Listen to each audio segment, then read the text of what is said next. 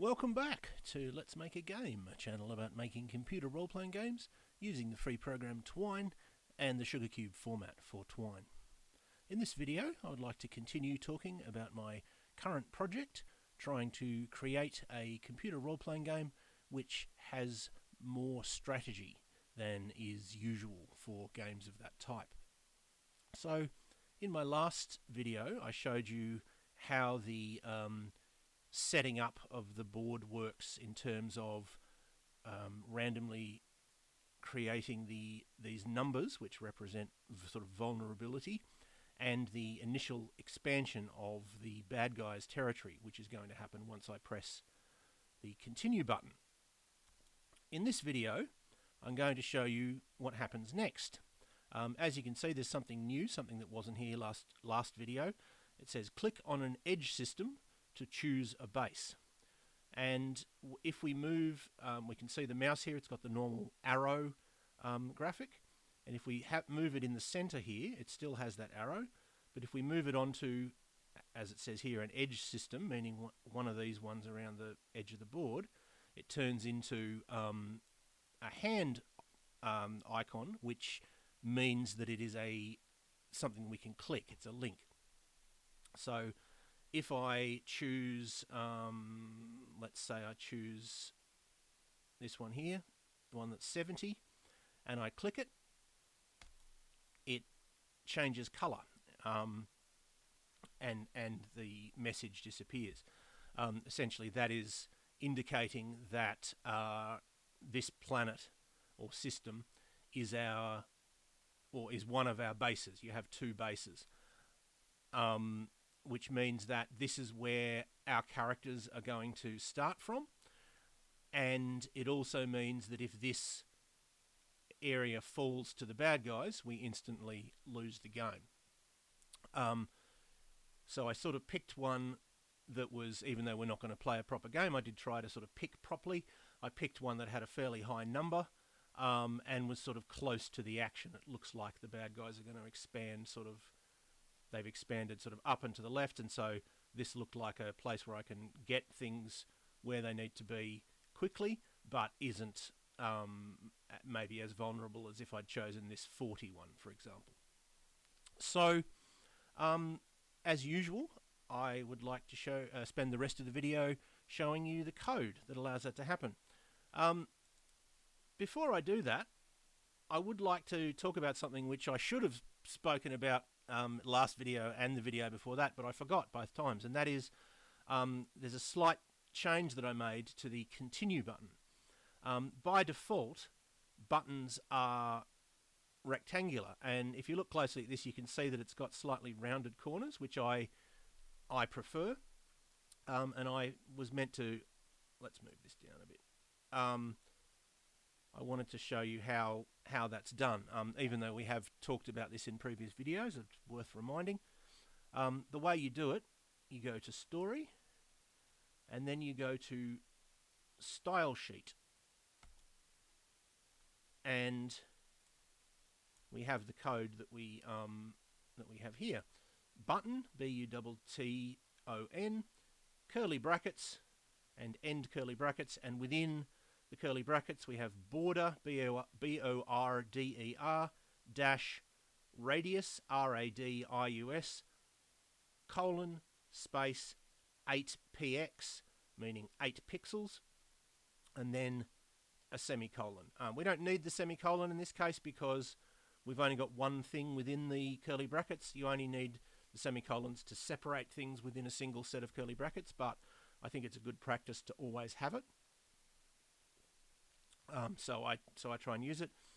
The other thing I will say is that as well as px, a set amount of pixels, you can use percent. I could use 20% or something like that.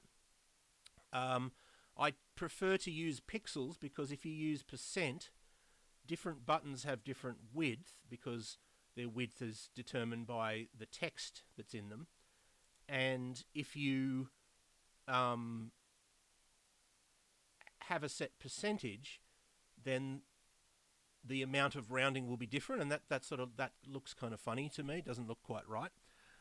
It's pretty subtle difference, really. It's one of those things you'd only notice if you were looking, but you know, I slightly prefer to use the pixels. Anyway, on to the main question: how did we get that?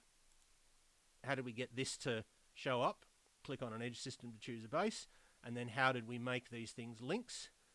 And then how did we make clicking the link turn it into a different graphic? Well, the first thing we needed to do, we've got graphics for all of the possible numbers, which is everything from 20 to 80 that is evenly divisible by 5. So 20, 25, 30, 35, etc., up to 75, 80. And we have a separate graphic for each one of those possibilities. Now we need to make a separate graphic for all of those possibilities, but as a base. In other words, we need to make... Sorry, I clicked on the wrong thing then.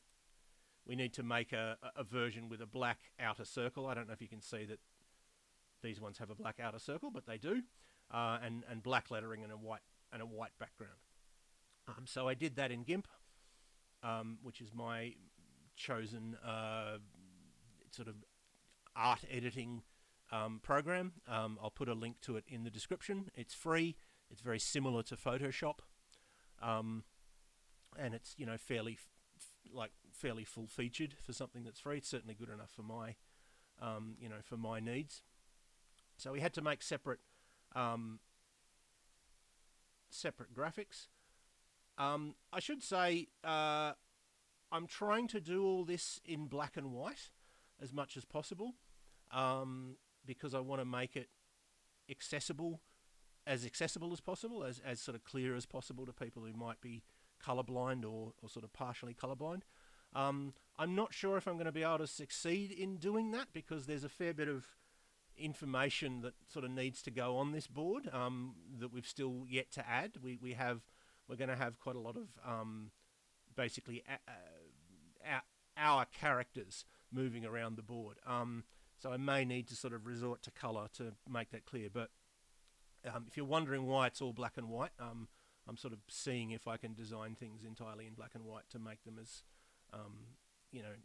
as accessible as possible. But anyway, let's get on to the actual question, which is how do we make the new stuff happen?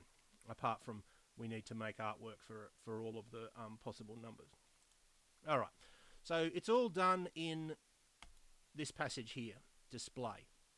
So you might remember that we have the variable start, and that start started at 0, and then we moved it to 1, and that if you looked at these notes, you can see that there's a couple more stages for it to go through. And as the note says here, it keeps track of where the game is in terms of setting up. What are we doing? Are we yet to do the initial expansion of the bad guys? Have we done that and we're yet to do clicking the base? Have we clicked one base and we're yet to click another, because you pick 2 bases? I've only coded picking 1 thus far. And to keep track of where we are in that process, we have the variable start.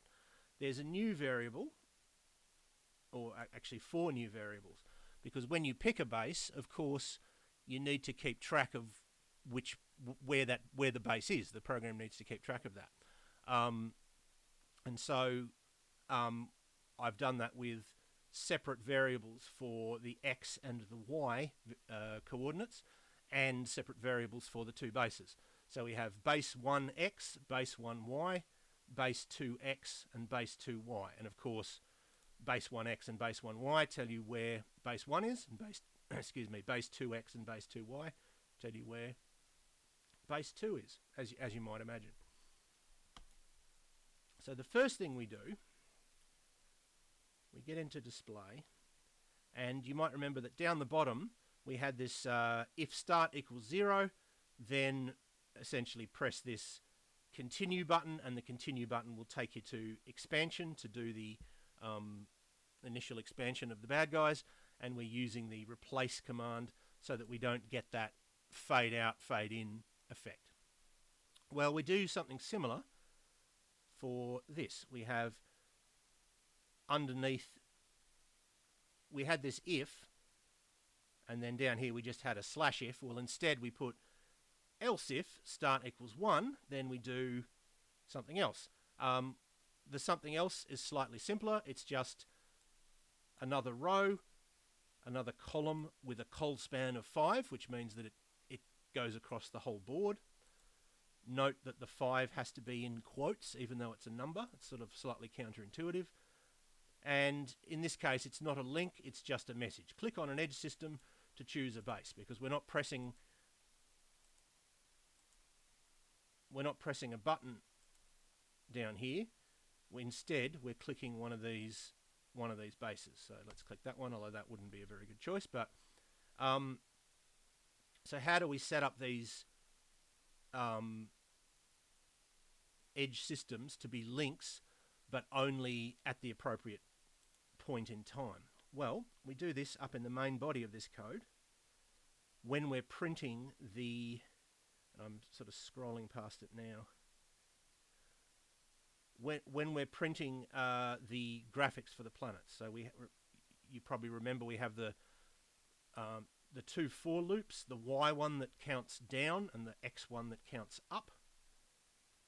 And we've made that code slightly more complicated because there's slightly more possibilities. So we have the simplest one: if vulnerability xy equals 0, meaning it's already fallen to the baddies, then we just have a img command printing an image, which is fallen.png. That's pretty straightforward.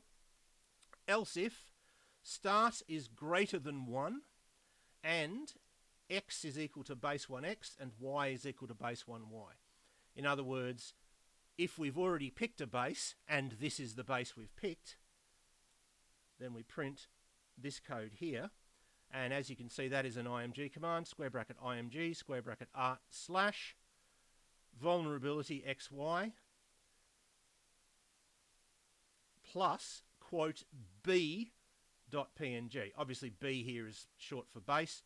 So just as I saved all of the normal ones, like this one is this, let's highlight. Oh, it's not going to work.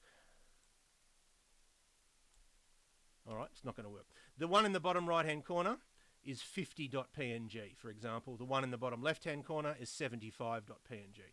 Well, we've got a similar system for the names of these base versions of the numbers, except that this one would be 25b.png, or if this one was the base, it would be 30b.png, and so on.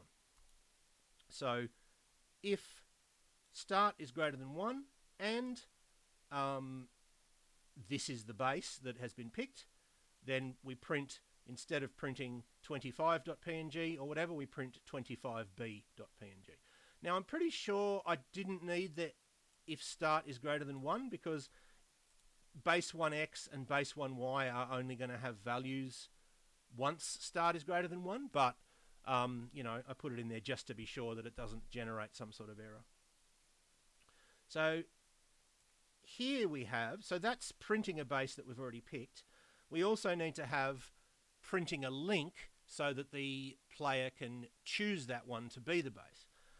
But of course we only want that for what it calls edge systems, for ones that are on the edge.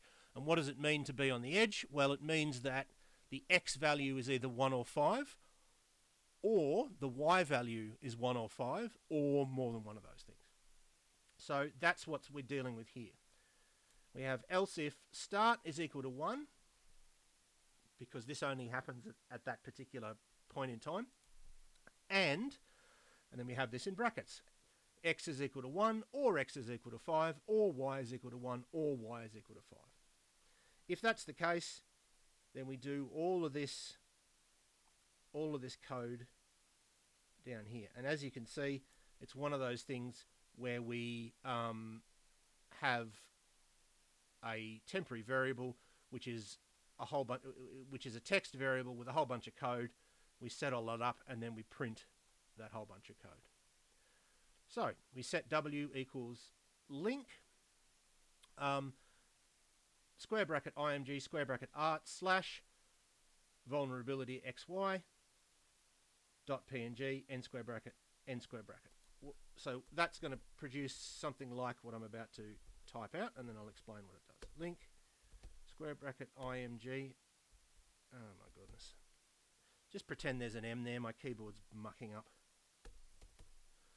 Art slash, and it might be something like 35.png, square bracket, greater than. So link is what you might expect. It creates something that's a link. And that something can be either a picture, a graphic, or a piece of text. In this case, of course, it's a graphic. It's an image. And the image will be the normal graphic for that system. So 35.png or whatever the vulnerability may be. Then we add to W replace quote hashtag whole quote. So this is same as what we did in the last video. We're trying to trick it not to fade out and fade in again by using the replace command. And what are we replacing? Well, we're replacing the very first line of the code. So we're replacing the whole thing, which means coming up with a new screen. But doing it this way means there's no fade out, fade in effect. So we replace hashtag whole, and we set base1x equal to the current x value. We set base1y equal to the current y value. So this is encoding the coordinates of the chosen base if the player happens to click on this. We set start equal to 2 to let the computer know, right, we've chosen our first base, we can move on. We include display, which means we essentially go to the top of the page and reload everything. And then we just have slash replace and slash link and then print all that code. So all of this stuff, set base1x equal to a value, set base1y equal to a value, set start equal to 2. We could have done that on a different page, which is how I did it in the previous video, because expansion was a bit more complicated. But because this was just 3 lines, I thought it was easy to just do it within the page. And so when the player clicks on that, it will move start along so that message won't appear again. Give base1x a value, give base1y a value, so that it will display the graphic with the B at the end of its name, the one that indicates that it's a base when we next load the page. And